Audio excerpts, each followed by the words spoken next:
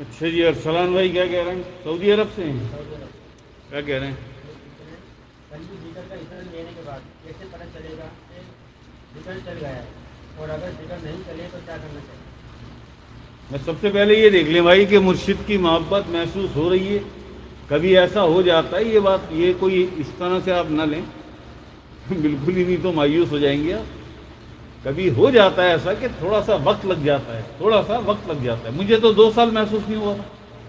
2 سال بعد ایک دم آوازیں آئی تھیں اندر، آوازیں آئی تھیں. یہ نہیں کوئی دھڑکن محسوس کی تھی، فیلنگ نہیں، آوازیں آئی تھی باقاعدہ. تو وہ چند لمحے وہ بھولتا نہیں ہوں میں آج تک. وہ لمحے 2 سال لگے تھے مجھے ذکر محسوس کرنے میں.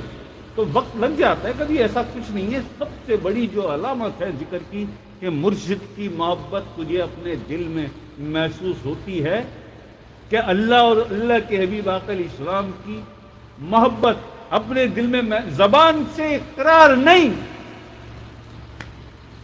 محبت کا تعلق زبان سے نہیں ہے، محبت کا تعلق دل سے ہے.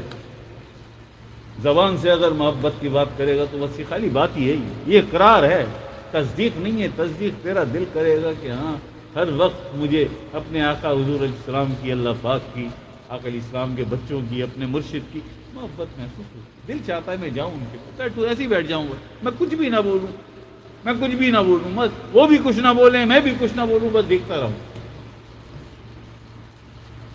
جب یہ فیلنگ، یہ احساس دل میں پیدا ہوگا تو ایک روز تجھے ایسا سنائی دے گا، مرشد ایسا نظر بھر کے دیکھے گا کہ بیجا بیجا کرا دے گا، پھر نک و نک کر دے گا. صبر کرنا سیکھ، ان اللہ مع الصابرین. صبر کرنا سیکھ. دیکھ کیسے چراغ جلتے ہیں پھر. اللہ اکبر.